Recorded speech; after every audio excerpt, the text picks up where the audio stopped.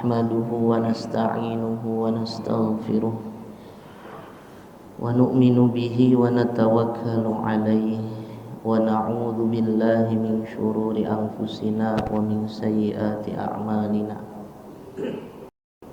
من يهده الله فلا مضل له ومن يضلله فلا هادي له أشهد أن لا إله إلا الله وحده لا شريك له وأشهد أن محمدا عبده ورسوله لا نبي بعده اللهم صل على سيدنا محمد في الأولين وصل على سيدنا محمد في الآخرين وصل على سيدنا محمد في النبيين وصل على سيدنا محمد في المرسلين وصل على سيدنا محمد في الملأ الأعلى إلى يوم الدين أما بعد فقد قال الله تعالى في القرآن الكريم أعوذ بالله من الشيطان الرجيم بسم الله الرحمن الرحيم يا أيها الذين آمنوا اتقوا الله وقولوا قولا سديدا يصلح لكم أعمالكم ويغفر لكم ذنوبكم ومن يطع الله ورسوله فقد فاز فوزا عظيما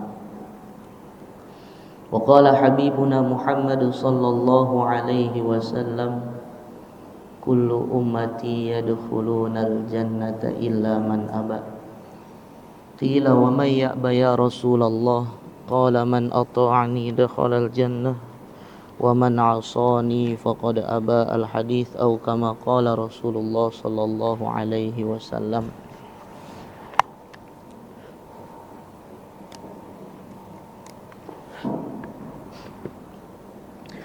Hadratul muhtaramin, para alim ulama, para asatid, para tokoh masyarakat,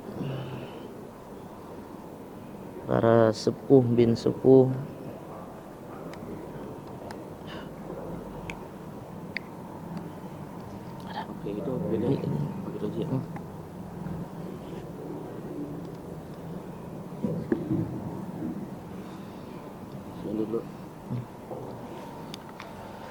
Hadratul muhtaramin, para alim ulama, para asatid, para tokoh masyarakat, para sepuh bin sepuh, wabil khusus Ketua DKM Masjid Al-Muhajirin Bapak Haji Nasri beserta pengurus dan jajarannya, para hadirin wal hadirat jamaah sholat subuh yang dirahmati Allah Subhanahu wa ta'ala.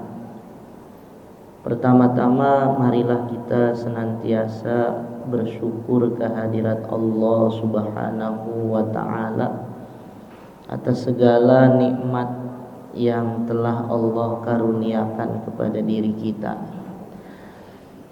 Syukur alhamdulillah, terutama nikmat yang paling besar yaitu di pagi hari ini Allah memberikan kepada kita kesempatan untuk bisa duduk di dalam majlis ilmu, yang mana majlis ilmu ini adalah majlis yang sangat agung, majlis yang mana orang-orang yang duduk di dalam majlis ini Allah Subhanahu wa ta'ala perintahkan para malaikatnya untuk membangga-banggakan, menyebut-nyebut nama-nama orang yang duduk di dalam majlis ini. Bukan hanya namanya dia saja, tapi nama dia dan kedua orang tuanya disebut-sebut, diagung-agungkan di majlisnya para malaikat. Maka dengan duduk kita seperti ini, Allah Subhanahu wa ta'ala angkat derajat kita, Allah Subhanahu wa ta'ala ampuni daripada dosa-dosa kita. Dan nanti di akhir daripada majlis akan ada seorang penyeru malaikat yang akan berseru, angkumu maghfuran lakum, hendaklah kalian bangun semua dalam keadaan diampuni dosa-dosanya. Qad buddilat sayyi'atukum hasanat, bukan hanya dosanya diampuni, tapi keburukan-keburukannya diganti dengan kebaikan.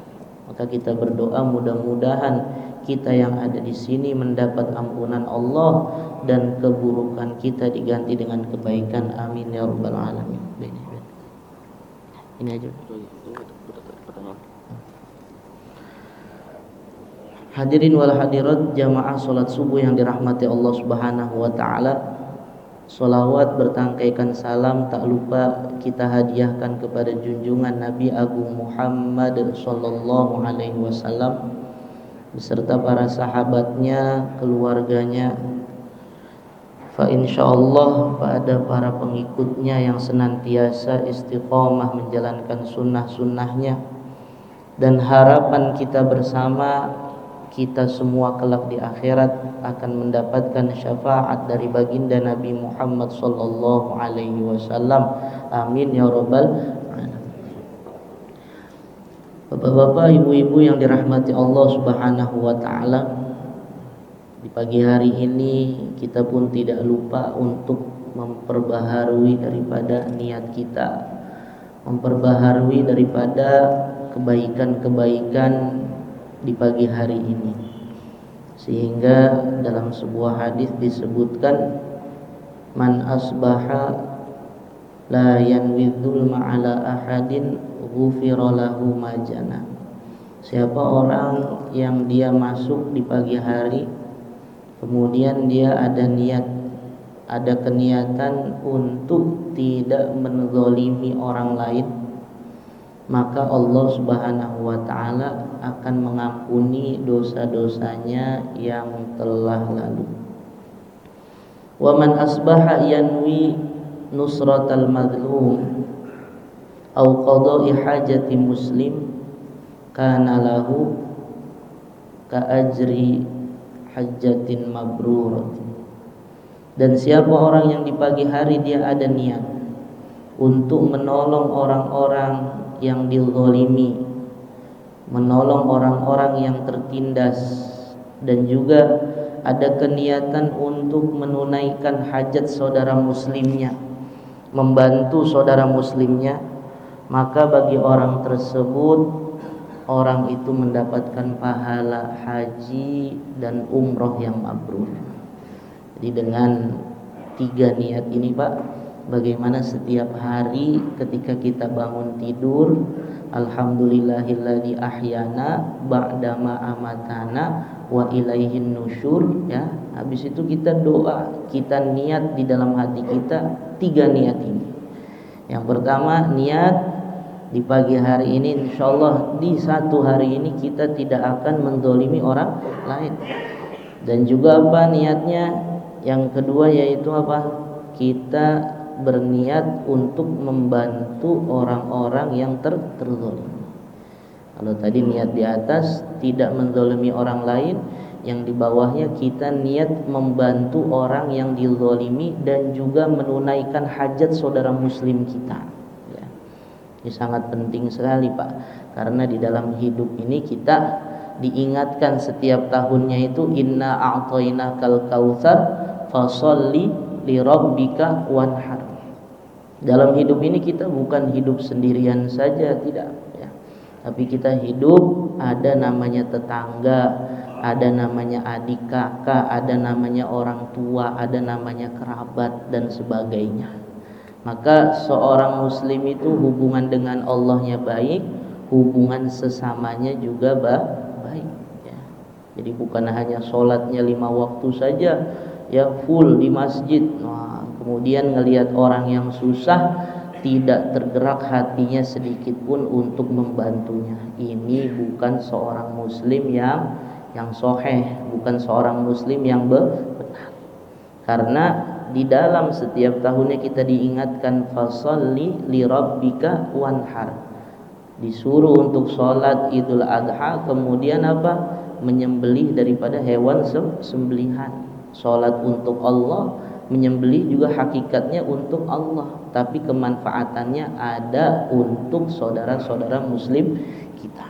Maka setiap pagi kita senantiasa memperbaharui niat kita ini, sehingga Allah Subhanahu wa taala berikan kepada kita kemanfaatan, memberikan kepada kita pahala yang besar, yaitu Allah ampuni dosa-dosa kita dan kita dianggap oleh Allah Subhanahu wa taala seperti orang yang melakukan haji dan umroh dengan mabrur. Maka mudah-mudahan amal-amal ini senantiasa kita istiqomahkan dalam kehidupan kita sehari-hari. Amin ya rabbal alamin. Bapak Ibu yang dirahmati Allah Subhanahu wa taala, pada kesempatan pagi hari ini kita masih melanjutkan pembahasan tentang kitab tilawatil Quran, kitab tentang membaca daripada Al-Quran. Sekarang kita sampai di bab ataupun di fasal mengenai beberapa permasalahan di dalam membaca Al-Quran dan juga adab-adab yang harus dijaga oleh orang yang membaca Al-Quran. Sama-sama kita ketahui bahwasannya Al-Quran ini adalah satu mukjizat yang Allah Subhanahu wa taala turunkan kepada baginda Nabi Muhammad sallallahu alaihi wasallam, ya. Dan Al-Quran ini adalah pedoman bagi siapa? Bagi kita sebagai umat baginda Nabi Muhammad sallallahu alaihi wasallam. Al-Quran itu adalah kalamullah, ya, ucapan-ucapan Allah, ya, yang memang itu terucap dari Allah Subhanahu wa taala. Nanti ada namanya hadis qudsi, ya, sering kita dengar kan hadis qudsi. Kalau hadis qudsi itu apa Pak?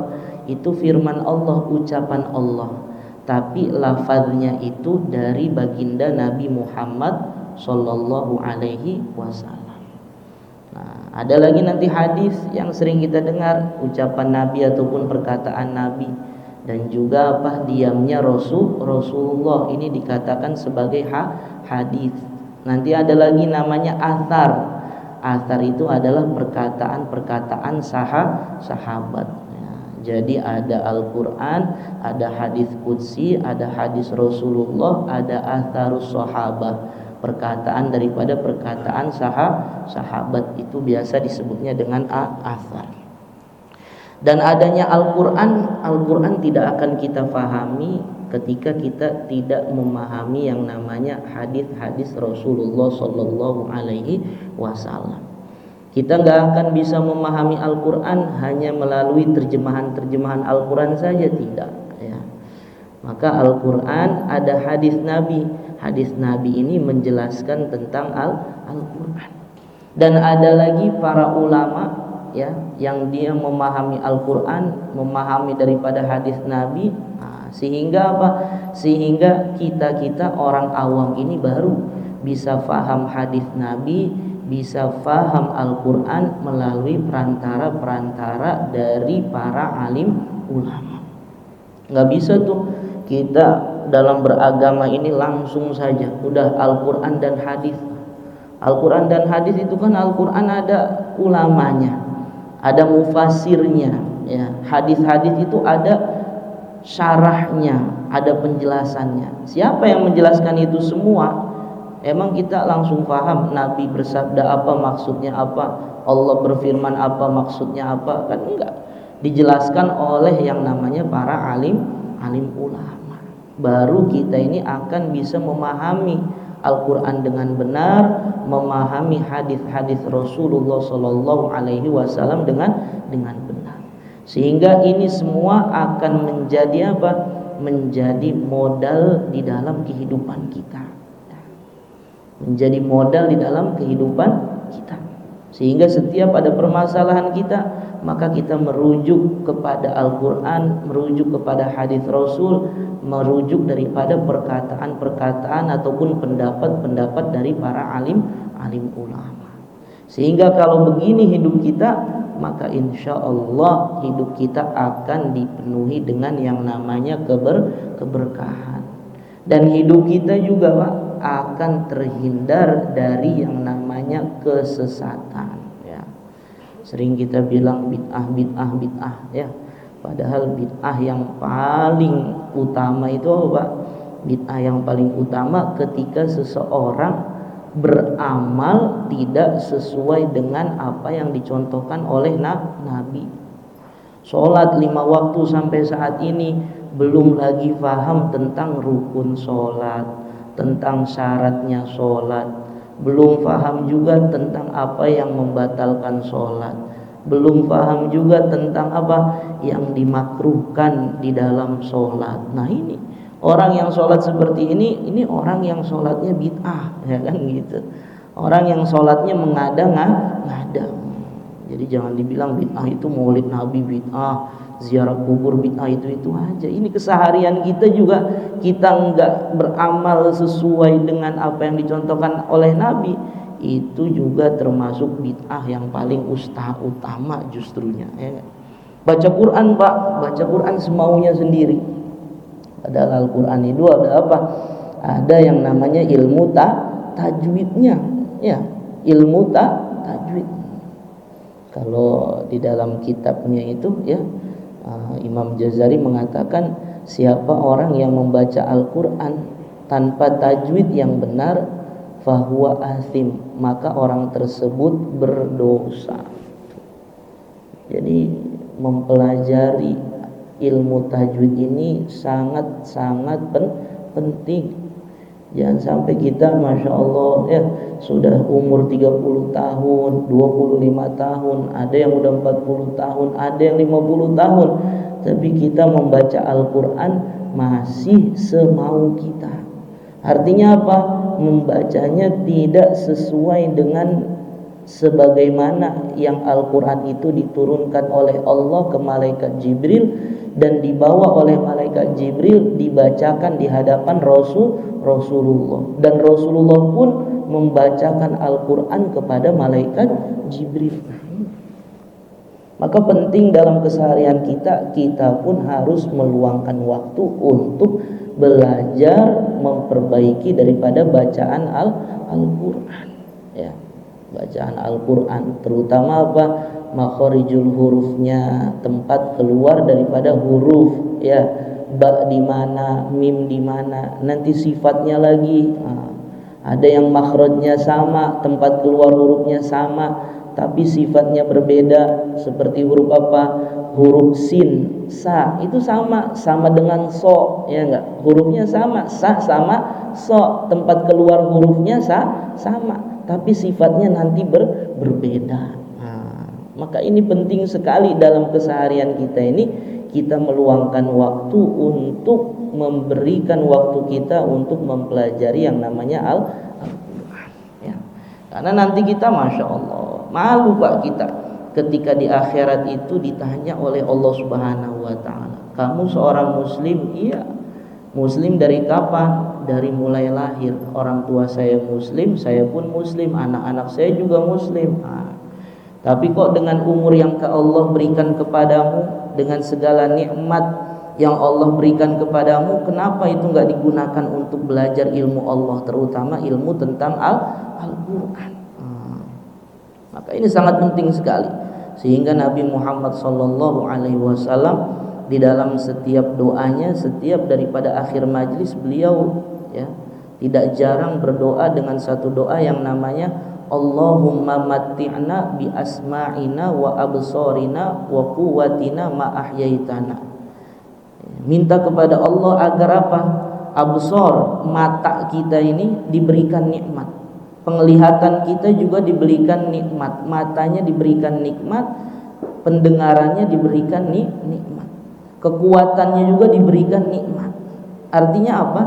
Itu mata, itu telinga, itu kekuatan yang dia miliki digunakan di dalam kebaikan. Maka kalau kita lihat di sini, kenapa kok ya yang disebut hanya mata pendengaran, ya, mata dan pendengaran, penglihatan dan pendengaran, ya. Kenapa? Karena sering kami ulang-ulang, ya, dari mata dan pendengaran inilah seseorang bisa mendapatkan yang namanya informasi tentang sesuatu, ya, baik itu urusan dunia, ya, baik itu ilmu agama, ya, terlebih lagi ilmu agama, ya, melalui dua ini, ya, Sehingga sering kami ulang-ulang, kalau ada orang nggak punya tangan ya Pak ya, nggak punya kaki ya kan, nggak punya tangan, nggak punya kaki, yang penting ada kepala aja kan gitu. Nah kepalanya juga ada matanya ya enggak, ada matanya dan juga ada telinganya.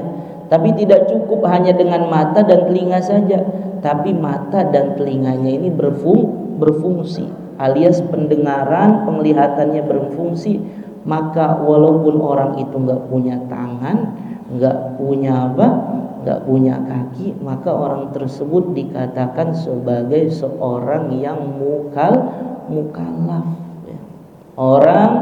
Seseorang yang wajib untuk menjalankan segala perintah Allah dan juga menjauhi larangan. Ini punya dua-duanya. Bagaimana kalau yang punya salah satu, itu pun masih tetap ya enggak? Itu pun masih tetap. Misalnya ada orang buta ya Pak ya, ini udah buta ya, nggak punya tangan, nggak punya kaki, tapi pendengarannya masih berfungsi. Maka kalau pendengaran masih berfungsi, berarti insya Allah ya dia ini bisa berbicara. Maka orang ini tetap wajib untuk menjalankan syariat ya. Maka tidak jarang Pak, orang-orang yang matanya tidak melihat, justru dia itu banyak yang hafal daripada Al-Quran ya, Masya Allah. Kemudian juga seandainya dia telinganya yang cacat ya, telinganya nggak bisa mendengar, tapi matanya bisa melihat, maka orang tersebut pun wajib untuk menjalankan syariat agama. Kenapa? Karena masih ada mata yang bisa melihat ya, untuk memasukkan daripada ilmu-ilmu agama ya, informasi tentang agama kemana? Ke dalam hatinya. Sehingga ada namanya bahasa Pak? Bahasa isyarat. Nah, itu. Apalagi kalau sehat dua-duanya, pendengarannya sehat ya, penglihatannya sehat, kakinya sehat ya, tangannya sehat, kepalanya juga masih ada, itu lebih wajib lah lagi. Maka mudah-mudahan Allah Subhanahu wa taala pergunakan diri kita untuk untuk sibuk di dalam belajar daripada ilmunya Allah Subhanahu wa taala. Amin ya rabbal alamin. Bapak Ibu yang dirahmati Allah Subhanahu wa taala, di sini tentang adab daripada membaca Al-Qur'an ini terbagi menjadi dua, Pak. Ya, ada yang adabnya itu adab zahir, ada yang namanya adab batin. Ada yang namanya adab batin, ada yang namanya adab zahir. Di sini Imam Nawawi mengatakan wahia katsiratun jiddan. Adab membaca Al-Qur'an itu banyak sekali. Maka kita ambil yang pentingnya saja. Fa awwalu ma yu'maru bihi al-ikhlasu fi qiraatihi. Kata Imam Nawawi, yang paling utama ya, yang paling terutama, paling penting di dalam membaca Al-Qur'an yaitu adab hati dulu. Apa adab hatinya? Ya, yang bangsa qalbi ini yaitu al-ikhlas fi qiraatihi. Ikhlas di dalam membacanya. Ini semua amal memang bergantung pada yang namanya apa Pak? Keikhlasan. Sholat nggak ikhlas nggak jadi, sodako nggak ikhlas nggak jadi, baca Quran nggak ikhlas nggak jadi, nolong orang ya nggak ikhlas nggak jadi juga, semua serba nggak jadi, ya kan? Dan bagaimana ciri-cirinya ikhlas? Sebenarnya ikhlas itu memiliki ciri-ciri. Kalau dibahas tentang ikhlas itu susah ya, lama. Ikhlas itu begini, begitu, begini. Ujungnya apa Pak? Ikhlas itu seseorang ciri-cirinya adalah apa? Istiqomah. Cirinya kita baca Quran ikhlas, istiqomah dalam membacanya. Jangan sampai nanti kita hanya apa? Hanya di bulan Ramadan. Ini Ramadan udah sebentar lagi Pak ya. Ramadan sudah sebentar lagi. Ya, sering kami sampaikan, hak Al-Quran itu dihatamkan di dalam setiap tahunnya berapa kali Pak? 2 kali ya. Menurut Imam Hanafi ya, menurut Imam Hanafi atau Imam Malik ya, saya lupa itu. Nah, itu menurut beliau hak Al-Quran itu hendaknya dihatamkan dalam setiap tahunnya itu dua kali. Kan harapan kita di Ramadan ya minimal dapat sekali. Di luar Ramadan sisa 11 bulan itu dicicil, ya enggak? Sisa 11 bulan itu selama 11 bulan dicicil. Sekarang Ramadan udah kurang dari 100 hari lah lagi, ya enggak? Kita akan jumpa lagi dengan Ramadan. Pertanyaannya sekarang bacaan Al-Qur'an kita ini udah di juz berapa? Kan begitu. Masya Allah ya. Maka yang pertama dalam membaca Al-Quran ini ya, adabnya yang pertama yaitu ikhlas. Apa maksudnya ikhlas? Dia membacanya hanya tujuan untuk Allah, dan dia membacanya nggak ada maksud-maksud lain selain mencari ridho Allah ya. Kenapa? Nanti Pak dalam hadis-hadis disebutkan di akhir zaman ini banyak orang yang belajar Al-Quran, mempelajari Al-Quran ya, membenarkan setiap makhraj hurufnya ya, tapi semua itu tujuannya adalah selain Allah. Ini termasuk daripada apa? Ciri-ciri tanda-tanda daripada kiamat. Kalau kita nggak sampai ke situlah ya, tujuan kita udah untuk membenahi baca Al-Quran dan apa ya, kita Masya Allah Pak, kan di dalam hadis yang diriwayatkan oleh sahabat Ibnu Abbas, beliau mengatakan apa? Rasulullah SAW bersabda, siapa orang yang mau berbincang-bincang dengan Allah, maka hendaklah dia membaca Al-Quran. Berarti hakikatnya ketika kita baca Al-Quran itu kita sedang ngobrol, sedang berbicara dengan Allah ya.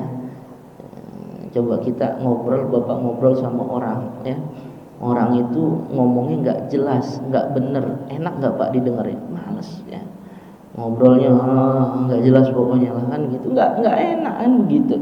Kita juga baca Quran itu Pak, ketika baca Quran salah-salah itu pada hakikatnya seperti apa? Seperti kita itu ya ngobrol sama Allah dengan bahasa-bahasa yang nggak jelas gitu kan. Masya Allah. Padahal Al-Quran ini udah harga mati bagi umat Islam, udah ya enggak. Itu satu nisyan, kalau kata orang Pakistan tuh nisyan itu apa? Tanda, bukti ya enggak, bahwasannya orang itu adalah seorang muslim yang harus baca Quran. Minimalnya apa? Bacaan sholat benar. Nah itu kan, itu paling minimal ya. Kalau dulu guru kita bilang minimalnya Pak, setiap umat Islam ini benar bacaan surat Al-Fatihahnya dan juga benar bacaan rukun-rukun di dalam sholatnya. Rukun di dalam sholat yang dikategorikan sebagai rukun yang ucapan apa aja Pak? Takbiratul ihram, kemudian Al-Fatihah, kemudian juga tasyahud akhir, baca selawat di dalam tasyahud akhir, kemudian Assalamualaikum warahmatullahi wabarakatuh. Nah, ini harus, ini bacaan sholat harus benar. Kenapa? Karena 5 waktu, 5 kali dalam sehari kita sholat ya enggak. Kalau orang baru masuk Islam, asyhadu alla ilaha illallah wa asyhadu anna muhammadar rasulullah, apa perintah yang pertama? Sholat. Sholatnya bagaimana? Sebisanya aja udah ya, sebisanya ya, sebisanya dia sholat. Nah, ini buat siapa? Buat orang yang mu'alaf, yang baru masuk Islam. Tapi dengan seiring berjalannya waktu, dia pun memiliki kewajiban untuk mempelajari daripada ilmunya sholat, baik dari ucapan maupun gerakannya. Nah, ini. Maka itu paling minimalnya bacaan sholat kita fasih ya. Jangan sampai at-tahiyatul ya-nya ada tasdidnya, nggak dibaca tasdidnya. At-tahiyatul mubarakatus sholawatut thayyibatu lillah. Nah, itu harus benar semua sampai akhir kan gitu. Itu minimal. Dan juga bukan hanya itu saja, tapi setiap orang muslim ya, siapapun dia, minimal 10 surat terakhir di dalam Al-Quran itu hafal dan bacaannya benar ya. 10 surat terakhir apa Pak? Pertama kita mulai dari misalnya An-Nas, berarti Qul a'udzu birabbin nas ini harus benar, panjang pendeknya, hukumnya harus benar ya enggak. Kemudian apa? Qul a'udzu birabbil falaq, ini juga harus benar. Dan juga apa? Surat Al-Ikhlas. Oh, ini 3 kul biasa kita sebutnya. Ini udah kuncian ini ya. Kuncian ini 3 kul. Bapak ada masalah apa? Ini 3 kul udah yang dibaca, ya enggak? Bahkan pernah kami cerita ya, di Magelang sana itu, di desa Payaman ya, di belakang Masjid Agung Payaman itu ada namanya makom ya, disebutnya dengan makom apa? Mbah Kulhu ya. Jadi orang kalau ziarah ke situ Pak, bacanya kulhu 1000 kali. Itu orang, masya Allah, makom itu apa? Beliau khususiatnya ya, hari-harinya baca kulhu saja, sehingga orang datang ke situ itu untuk ziarah, masya Allah, dengan keberkahan. Ini baru satu surat di dalam Al-Quran. Bagaimana kalau 30 juz ya enggak? 30 juz di dalam Al-Quran. Karena setiap satu huruf itu satu malaikat yang menjaga. Nah, ini baru 3 surat. Kemudian naik lagi surat apa? Al-Lahab. Tabbat yada abi lahabin wa tab. Naik lagi apa? Idza jaa nasrullahi wal fath. Nah, baru 5. Ya enggak? Naik lagi apa? Al-Kafirun. Qul ya ayyuhal kafirun. Naik lagi apa, Pak? Inna a'tainakal kautsar. Udah 7. Kemudian apa lagi? Ara'aital ladzi yukadzibu biddin. Kemudian apa lagi? Liila fi Quraisy. Nah, udah 9. Yang terakhir, alam taro kaifa fa'ala rabbuka bi ashabil fil. Nah, ini 10 surat minimal kita bisa baca dengan benar. Tambahan lagi lah sampai al-hakumut ya enggak? Karena kalau tarawih al-hakumut sama kulhu ya enggak? Nanti wal asr sama kulhu. Nah, udah ujung-ujungnya kulhu semua. Nah, ini minimal Pak ya, minimal itu. Tapi insya Allah di sini semuanya sudah fasih semua baca Qurannya, insya Allah. Nah itu. Nah, jadi baca Quran ini niatnya untuk apa? Untuk Allah. Dan nggak ada maksud lain selain mencari ridhonya Allah Subhanahu wa Ta'ala. Nah, dan juga wa ayyata'addaba ma'al Quran, dan hendaknya dia beradab ketika membaca Al-Quran dan menghadirkan di dalam pikirannya bahwasannya dia ini sedang bermunajat kepada Allah. Berarti ketika baca Al-Quran harus tawajuh ya. Kenapa? Tadi dibilang kita lagi ngomong sama Allah.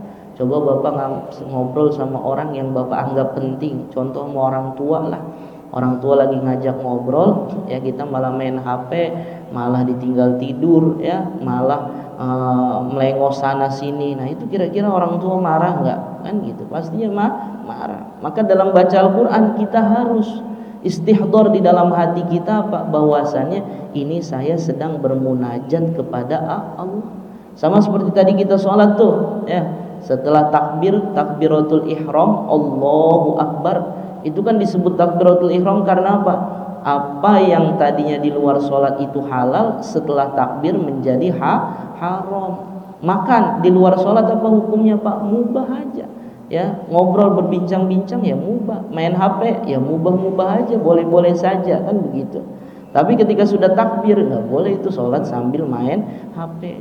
Ini ada orang sholat ya nggak bunyi notifnya, ada notif aplikasi Shopee apa Tokopedia ya nggak buka, dilihat dulu, wah ini lagi flash sale, nggak boleh seperti itu ya kan. Tapi bukan hanya secara zahir saja, tapi hati pun harus istihdar. Oh iya, ini saya sedang menghadap Allah Subhanahu wa Ta'ala. Makanya dalam ibadah harus dimasukkan di dalam diri kita itu apa? Sifat ihsan. Ihsan itu apa? Melihat Allah ya. Kalau nggak bisa berarti merasa dilihat sama Allah. Kan kita nggak bisa melihat Allah Pak. Berarti kita merasa dilihat, diawasi oleh Allah Subhanahu wa Ta'ala. Fayaqra'u ala halin man yarallah. Maka orang tersebut dia hendaknya apa? Membaca sebagaimana apa? Dia merasa kalau Allah itu melihat dia ya, merasa dilihat oleh Allah Subhanahu wa Ta'ala. Maka kalau bacaannya seperti ini, insya Allah gerak-geriknya akan apa? Akan terkumpul daripada keadaan yang namanya itu tawajuh di dalam membaca Al-Quran. Itu adalah adab-adab daripada batinnya, adab yang ada di dalam hati. Kemudian adab yang di luarnya bagaimana? Yang pertama yaitu hendaknya seseorang memiliki wudu dalam ketika membaca Al-Quran. Sekarang pertanyaannya, boleh nggak kita nggak lagi berwudu ya, alias lagi tidak suci, tapi hadas kecil gitu, maksudnya membaca Al-Quran boleh saja, tapi jangan menyentuh yang namanya Al-Quran, mushaf Al-Quran jangan disentuh ya. Mungkin Bapak berzikir ataupun ngulang-ngulang salah satu ayat dari Al-Quran ataupun salah satu surat ataupun membaca beberapa surat dari Al-Quran tanpa ada wudu, maka silahkan saja, tidak dilarang. Hanya saja apa? Hanya saja pahalanya berkurang ya enggak. Nah itu. Jadi yang pertama itu memiliki wudu ya, berarti dia suci dari hadas kecil. Enggak punya wudu baca Quran boleh enggak? Boleh, asalkan tidak megang mushaf. Terus pertanyaannya bagaimana? Itu kalau kita make HP ya enggak? Di HP itu kan ada aplikasi Al-Quran. Nah, dulu pernah dibahas itu ya. Di dalam HP itu sebenarnya itu bukan Al-Quran. Itu adalah apa Pak? Itu adalah cahaya-cahaya yang terkumpul dan membentuk tulisan-tulisan Al-Quran. Nah, jadi kalau lagi baca melalui HP ya nggak apa-apa Bapak megang daripada apa? HP tersebut ya kan begitu. Nah, itu. Yang pertama yaitu apa? Hendaknya orang tersebut dia itu dalam keadaan suci alias memiliki wudu. Yang kedua, sebisa mungkin menghadap yang namanya kiblat. Ya, sebisa mungkin menghadap yang namanya kiblat. Enggak menghadap kiblat bagaimana? Ya enggak apa-apa. Hanya saja lebih utama menghadap kiblat. Ya. Kemudian selanjutnya sebelum membaca Al-Quran, ia pun disunnahkan ataupun termasuk adabnya yaitu apa? Bersiwak. Bersiwak. Jadi siwak ini masya Allah, ini satu amalan ya, satu sunnah Nabi yang saat ini mulai ditinggalkan. Bahkan bukan mulai ditinggalkan, udah hampir ditinggalkan ya. Banyak kita mengaku sebagai umat Islam, sebagai seseorang yang berpegang teguh terhadap agama Islam, tapi siwak sudah kita tinggalkan ya enggak? Siwak sudah kita tinggalkan. Padahal dulu ya ketika terjadi peperangan ya, kemudian apa? Umat Islam ini hampir kalah. Maka lapor ya enggak kepada Sayyidina Umar. Maka kata Sayyidina Umar, mungkin ya ada satu sunnah yang tidak kalian jalankan. Ada satu sunnah, ada suatu amalan sunnah yang mungkin kalian ditinggalkan. Setelah diteliti, oh iya ternyata pasukan tersebut tidak lagi bersiwak ya. Siwak itu Pak kan banyak yang jual tuh ya, menggunakan apa namanya kayu gitu ya. Kayu arak itu kan. Nah, itu. Akhirnya apa? Mereka bersiwak. Ketika bersiwak ada mata-mata dari luar Islam, orang kafir melihat, wah dia bilang ini orang Islam sekarang sudah gila nih. Dia tidak aja menghasah apa? Tidak hanya mengasah daripada pedang-pedangnya saja, tapi gigi-giginya juga diasah sama dia untuk kita dimakan nanti. Itu kan, untuk memakan kita. Makanya dengan sebab itu Allah menangkan daripada umat Islam. Ini penting sekali siwak. Bahkan dalam hadis disebutkan, seandainya kata Rasul tidak memberatkan umatku, niscaya aku akan perintahkan, akan mewajibkan seseorang itu untuk bersiwak setiap kali dia mau sholat. Makanya sunnah hukumnya Pak, sebelum sholat itu kita bersiwak.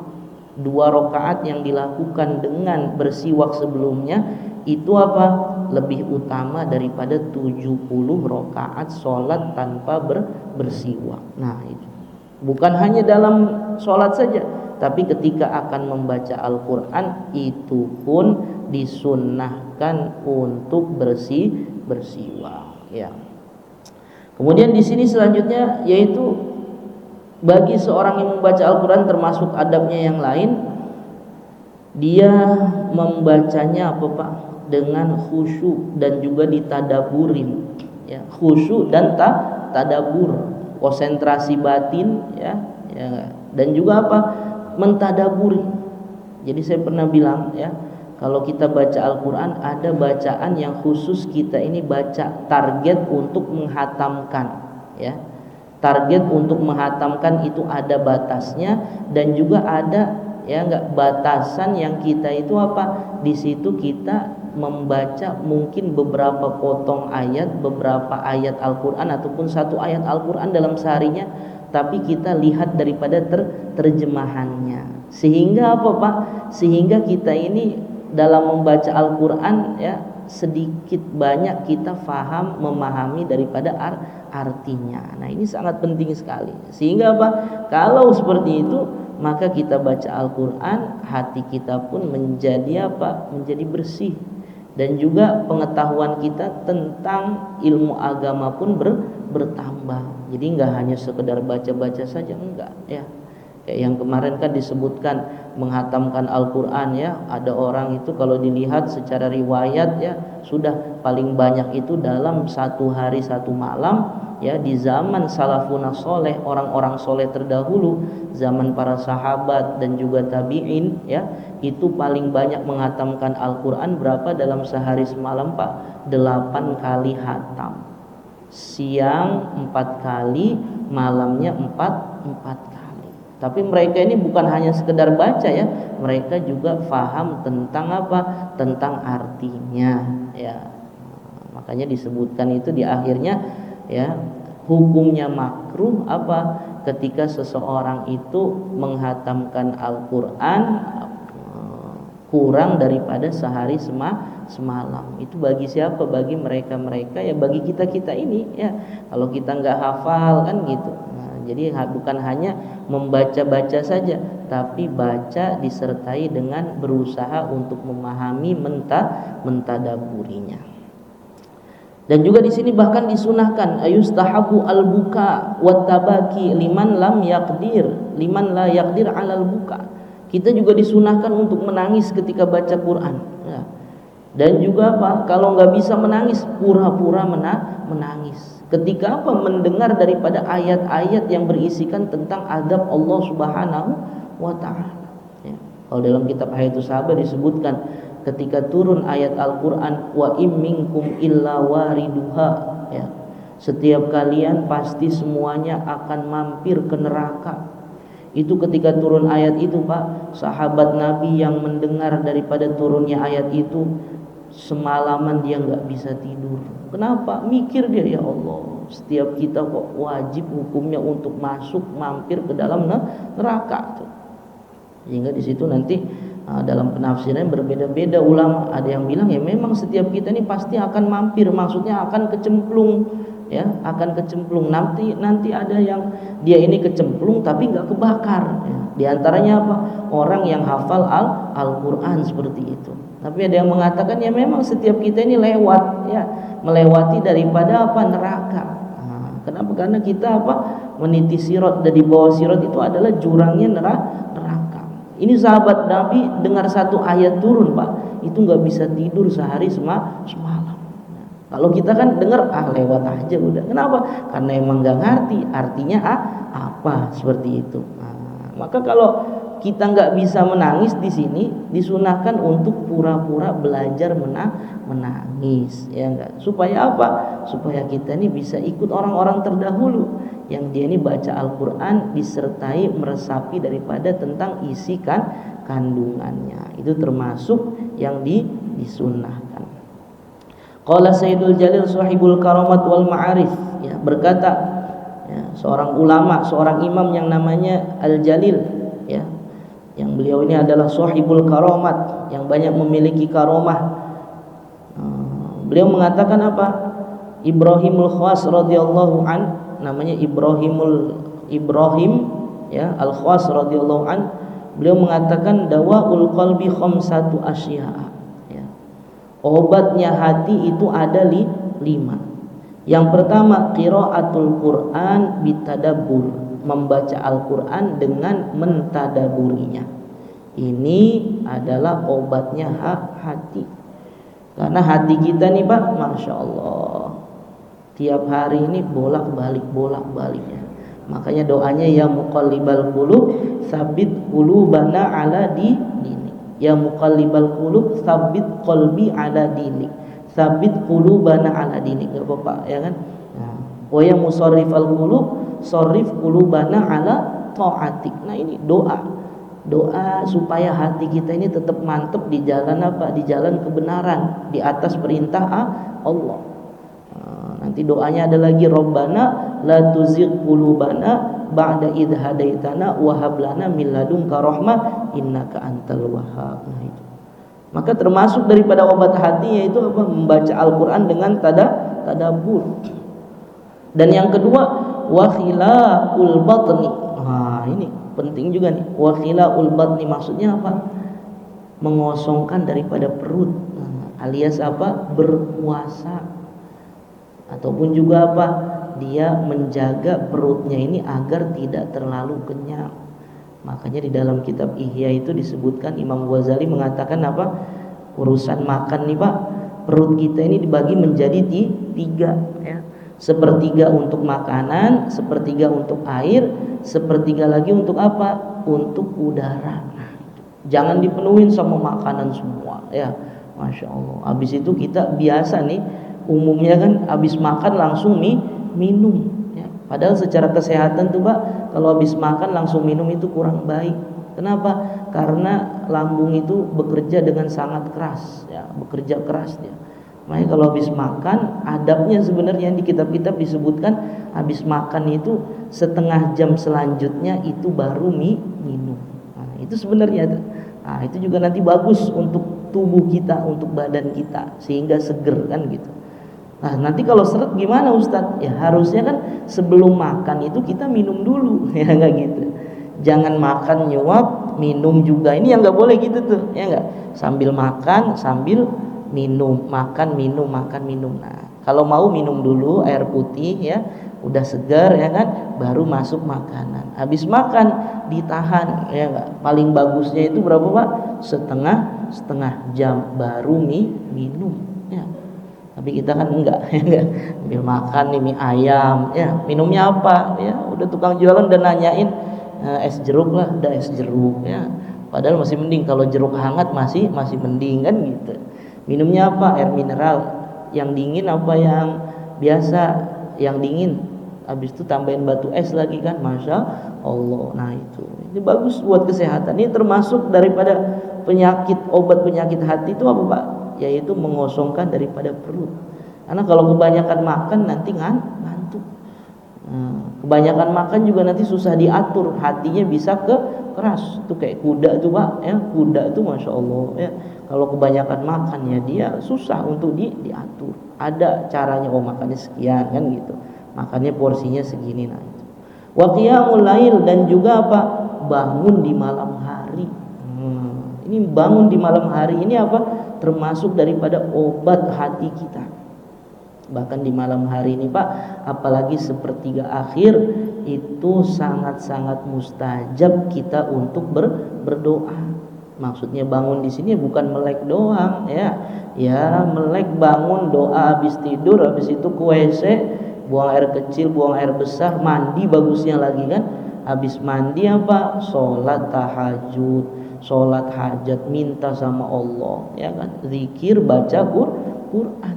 Kenapa dalam hidup ini kita butuh Pak yang namanya apa? Pertolongan Allah. Dan bagaimana pertolongan Allah bisa datang? Ketika kita ini menyenangkan daripada Allah dengan sholat, dengan berzikir, dengan baca Quran ya.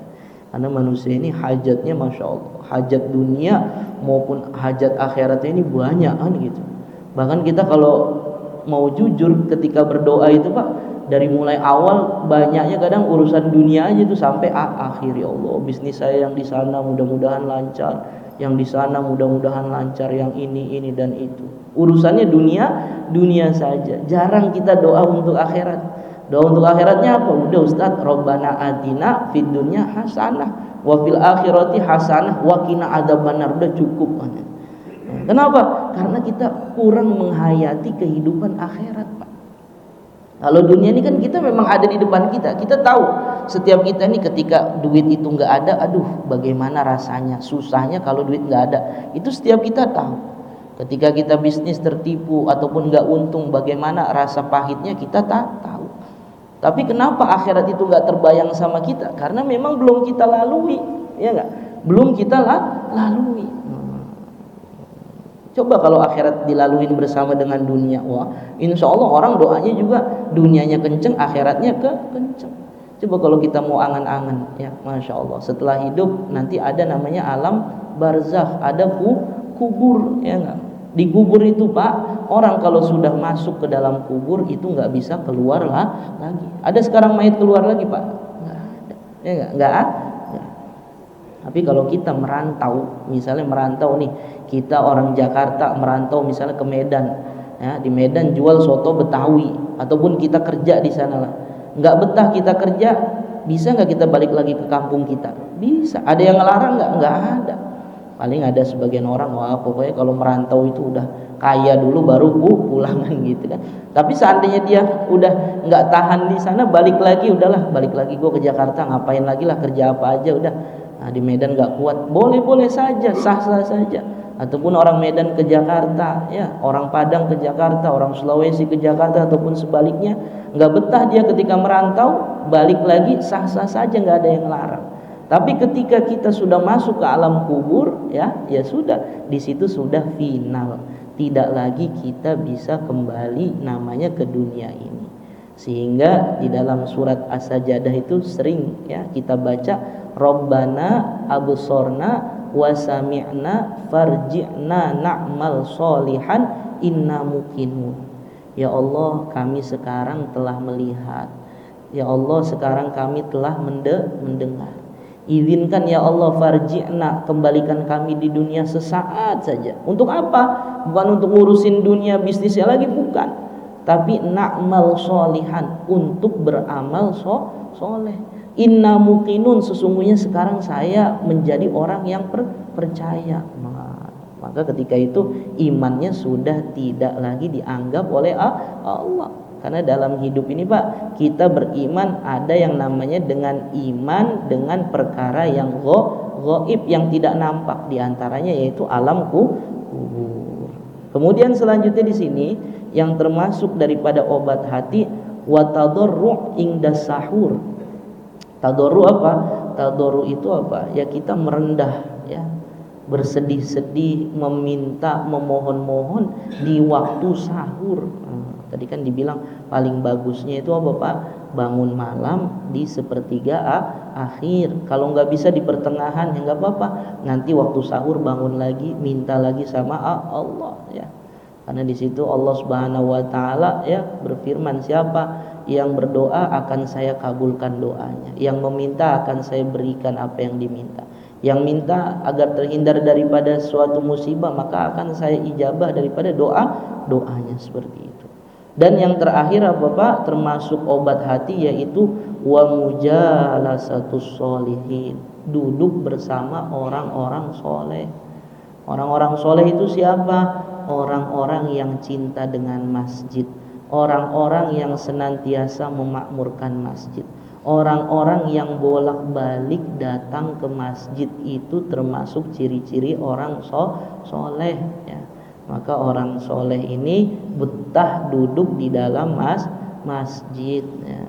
Kalau kita hati kita mau bersih, mau sehat, nggak sakit, nah kita amalkan itu yang 5. Baca Quran dengan tadabur, memperhatikan daripada makanan, jangan terlalu kenyang, ya, jangan juga terlalu lapar sehingga nanti berat untuk beramal, malas. Justru kita makan niatnya untuk kuat ibadah, ya, olahraga niatnya untuk apa? Kuat ibadah. Dan juga apa?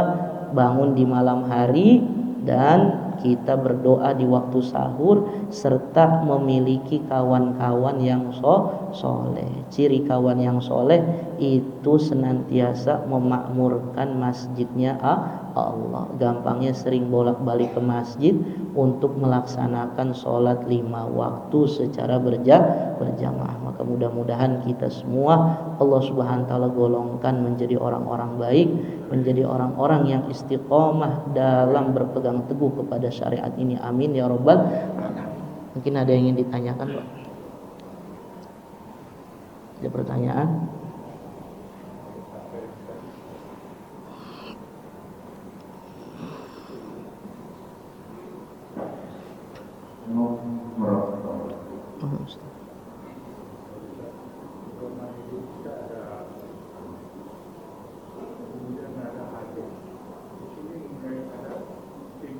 berat kuat, adanya kemudian turun lagi ke bawah, ada memang ada amari, ada pasien utama. Nah, bagaimana kita bisa dalam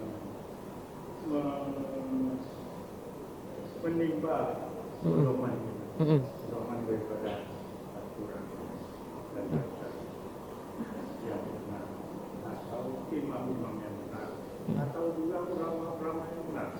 Nah, ada juga ulama yang kami imam kita yang ada berbeda pendapat. Kemudian ulama kita ada juga berbeda pendapat. Nah, bagaimana kita bisa menjelaskannya? Waalaikumsalam warahmatullahi wabarakatuh. Ya Pak ya. Jadi ada Al-Quran ya, ada Rasulullah, ada para sahabat. Setelah sahabat ada tabi'in, ada lagi pengikut tabi'in, terus ke bawah sampai sekarang ada para alim ulama kan gitu. Ya. Sebenarnya kalau perbedaan itu di zaman Rasul saja sudah terjadi, ya enggak? Di zaman Rasul itu sudah terjadi.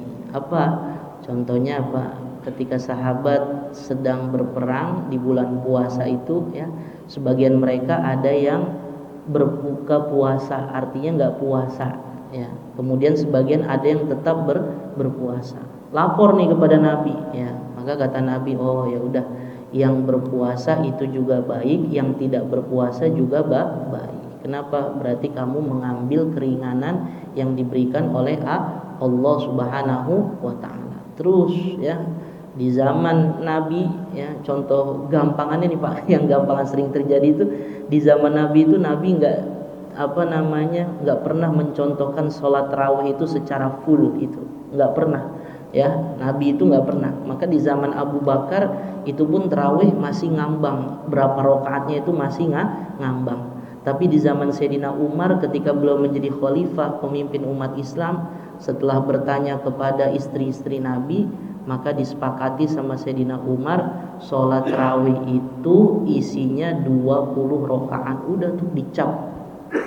Bapak kalau lihat dalam kitab-kitab semua mazhab yang 4, ataupun bahkan Ibnu Taimiyah yang biasa kita bilang saudara-saudara kita dari Salafi, itu Imam Ibnu Taimiyah pentolannya kalau kata kita, di dalam fatwanya mengatakan hendaknya sholat tarawih itu tidak kurang dari berapa? Dari 20 rakaat. Nah, kan yang terjadi sekarang itu banyak yang 8, yang 11 itu pakai hadis dari Aisyah. Tapi bunyi hadisnya dari Aisyah itu apa Pak?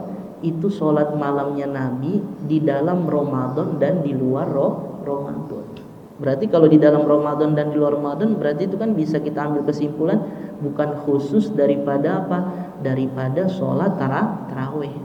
Makanya kata ulama, maksud hadis ini itu adalah sholat witir. Witirnya Rasul itu di luar Ramadan ya, di luar Ramadan dan di dalam Ramadan itu tidak kurang dari apa? 11 rakaat. Nah itu. Maka terus ke bawah tuh zaman sahabat Umar tuh, ketika sahabat Umar jadi khalifah, semua tuh Pak, sahabat tuh sholatnya itu 20. Imam-imam yang 4 mazhab tuh, mazhab Hambali ya, mazhab paling tua mazhab apa? Hanafi, kemudian Maliki, Syafi'i, Ahmad. Imam Ahmad itu semuanya 20. Dan mereka ini kenapa kok ada mazhab-mazhab? Karena di dalam mengamalkan agama ini kita harus punya sanad ya, silsilah keilmuan itu ya, silsilah keilmuan. Dan mereka ini kalau dilihat, mereka punya guru si fulan, ke atas lagi si fulan, nanti ujungnya kepada sahabat Nabi. Nah sahabat Nabi belajar dari siapa? Dari Rasul. Adapun perbedaan yang terjadi di dalam 4 mazhab saja itu ya, kayak di Hanafi, kita kalau di Pakistan tuh Pak ya, di India, Pakistan itu nggak ada namanya kunut di sholat subuh, itu nggak ada ya, nggak ada namanya sholat kunut di sholat subuh ya kan. Tapi di Indonesia yang umumnya banyak mazhab Syafi'i ada kunut. Maka kalau dilihat secara dalil, dulu Nabi memang pernah kunut, Nabi pernah nggak kunut. Nah kan gitu. Ada lagi nanti kita takbir Allahu Akbar ya, mazhab Syafi'i naruh di sini kan, ya enggak? Nah, nanti ada lagi yang naruh begini ya enggak, gitu kan? Ada lagi yang apa? Di bawah puser, ya kan gitu. Kalau orang-orang Hanafi itu di bawah, nah ke puser gitu kan. Nah, enggak begini dia, begini, agak ke bawah, ya kan? Nanti Bapak lagi ke Maroko, mazhab Imam Malik, Allahu Akbar. Bapak insya Allah udah ada yang sering kan Bapak nih umroh ya, umroh berkali-kali, bahkan ada yang sudah haji juga. Nah, kita lihat itu gaya-gaya sholat, ketika sholat tuh macem-macem itu kan. Di sana itu di mana, di depan Baitullah tuh ada yang habis takbir ya udah ngewer aja tangannya ke bawah kan gitu. Nah itu dan itu semua juga apa pernah dicontohkan oleh Rasul. Makanya dulu guru saya ketika kita belajar 4 mazhab ini ya, kata beliau apa hikmahnya ada 4 mazhab ini dan beda, ada Syafi'i yang senantiasa kunut di sholat subuhnya, ada Hanafi yang senantiasa tidak kunut di dalam sholat subuhnya. Itu hikmahnya, kalau kita mau ambil hikmah, itu semua pada hakikatnya menjaga ya, melestarikan apa yang dulu pernah dilakukan oleh Rasulullah. Seandainya dibuang misalnya, udah yang sahih itu hadis yang enggak kunut, berarti yang kunut salah semua. Berarti kan ada sesuatu yang dulu pernah Nabi kerjakan, malah kita justru buang, menghilangkan. Itulah hikmahnya tuh ya. Dan setiap namanya bermadzhab sama seperti kayak kita misalnya Pak berorganisasi ini. Bapak misalnya punya satu produk, habis itu Bapak mensosialisasikan produknya ya enggak, mengenalkan kepada orang.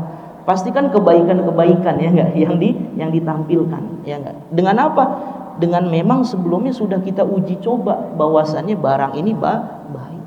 Nah, itu juga imam 4 mazhab ini, mereka itu Masya Allah ya, memahami daripada Al-Quran dengan kapasitas ilmu yang mereka miliki, hadis Nabi dan juga ulama-ulama yang sebelum mereka, para sahabat itu. Nah itu mereka fahami sehingga mencetuskan hukum-hukum yang seperti saat ini gitu. Nah, maka kalau kita lihat di 4 mazhab saja ada perbedaan, tapi perbedaannya ini enggak keluar daripada apa-apa hadis-hadis yang pernah diucapkan oleh Nabi. Walaupun Pak sebagian namanya mazhab Syafi'i pasti dia ngotot mazhab Syafi'i ini yang paling benar ya enggak gitu. Secara hadisnya udah ini pokoknya dalilnya udah dikoreksi semua benar. Tapi belum tentu ketemu mazhab lain itu dikatakan benar. Nah, kita di sini di Indonesia belajar kan mazhabnya mazhab Syafi'i. Datang ke Pakistan, guru-guru kita itu Pak semuanya kan mazhabnya Hanafi. Itu kalau ngaji udah kita dikacangin aja tuh. Nah, itu Syafi'i bilang kan begini, padahal hadisnya ini doif ya, hadisnya ini padahal menurut Imam Syafi'i hadisnya itu sahih kan, jauh dari sahih ke doif itu kan jauh. Wah itu. Tapi itu semua ada hikmah. Kapan? Ketika yang mencetuskan, yang melakukannya ini adalah orang-orang yang memiliki kapasitas ilmu yang tinggi itu, yang memang mumpuni. Tapi kalau bagi kita Pak, kita ini nggak ada ranah ke situ. Makanya setiap kita beramal, kenapa kok orang beramalnya ikut mazhab Syafi'i misalnya kan gitu ya, kenapa? Karena Imam Syafi'i ini ikut sahabat-sahabat Nabi, sahabat Nabi ikut Rasulullah. Jadi orang bermadzhab ini sebenarnya bukan mengada-ngada, udah dari Allah dan Rasulnya saja lah. Sekarang memang kita hidup langsung ketemu Allah dan Rasulnya, ketemu bisa memahami dengan Quran dan hadis enggak gitu. Bahkan biasa orang-orang yang menggemborkan langsung Quran dan hadis juga, itu pada hakikatnya mereka coba dengerin perkataannya, kadang juga ikut ulama ini gitu. Tapi mereka bisa menjadi apa? Bisa menjadi hakim malah justru ya kan. Ini yang dipakai Imam Syafi'i ini hadisnya dalam masalah ini dalilnya kurang tepat, doib, tapi bagusnya pakai yang ini, sehingga bercampur aduk. Tapi kalau orang yang bermadzhab dia enggak, ya udah pokoknya dari mulai toharoh ya sampai sampai hukum-hukum yang lain sudah blok ini. Tapi ketika darurat boleh pindah, ya enggak? Seperti kita kalau Bapak lagi haji, lagi umroh itu kan tempel-tempelan kan, kalau mazhab Syafi'i pendapat kuatnya ya batal kan gitu. Tapi kalau dalam mazhab di luar mazhab Syafi'i istilahnya nempel seperti itu ya, bersentuhan selama tidak nafsu maka tidak batal. Bahkan kalau mazhab yang lain yang dia enggak tempelan Pak, ngelihat aja nafsu malah justru batal. Tuh, yang nempel itu enggak batal, tapi kalau ngelihat dengan nafsu jadi batal. Nah kan begitu. Makanya itu, jadi hikmahnya di situ. Tinggal kita aja ya, Masya Allah sekarang ini Islam memang berwarna-warni ya enggak. Nanti Bapak hidup dalam zaman sekarang ini ada yang perjuangan itu kan, ulama ini suruh ayo takbir aja kan gitu, ini itu. Tapi ada ulama yang adem aja. Ya tinggal kita ini aja. Selama apa? Tidak keluar daripada koridor ahli sunnah wal jamaah. Dan sekali lagi kita apa? Dalam beramal keseharian kita ini jangan pernah gampang menyalahkan apa yang diperbuat orang lain. Barangkali di situ ada ilmu yang kita memang belum sampai. Nah itu, ya enggak?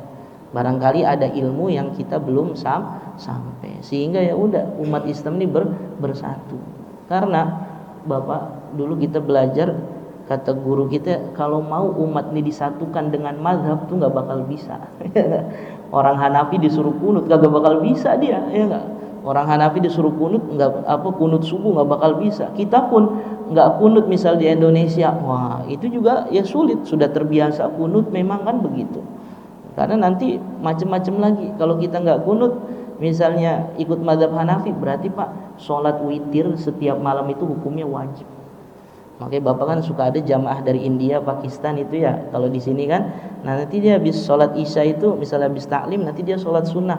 Habis sholat sunnah itu sholat sunnah apa? Sholat sunnah ba'diyah. Habis ba'diyah dia lanjut lagi sholat sunnah witir. Sholat witir itu hukumnya bagi mereka itu wajib.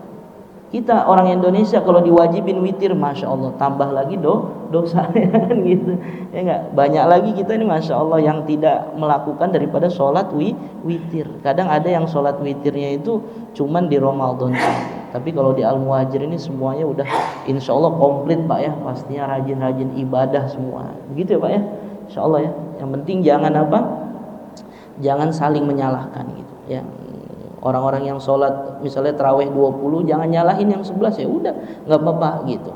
Yang 11 juga jangan nyalahin yang 20, sudah ya enggak? Karena memang tarawih kalau ditarik secara hukum asalnya nggak ada contoh dari Nabi yang pas Nabi mencontohkan berapa rakaat itu tidak ada, ya kan? Nah, bahkan sebagian kita mohon maaf nih Pak, dalam bulan Ramadan itu sebagian ada yang apa?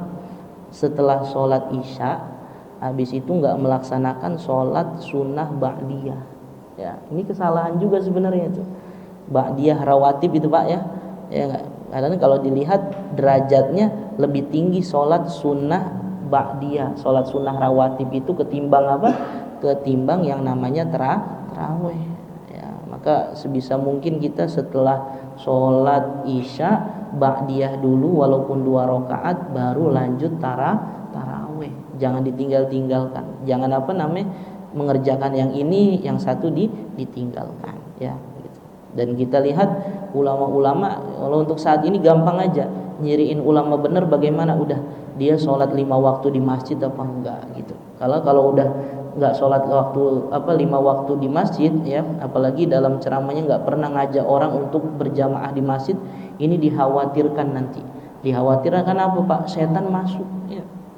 Jadi setan tuh bisa masuk dengan zikir-zikir, Bapak zikir di rumah, ya kan, nanti baca ini, tahu-tahu jadi kesurupan, tahu-tahu ngaku nih saya nih Imam Mahdi, kan banyak yang begitu sekarang tuh Pak, ya kan? Kenapa? Karena ada bisikan-bisikan. Kenapa kamu mengaku begini-gini? Iya, karena saya dapat bisikan, mimpi ketemu ini, ketemu itu. Nah itu.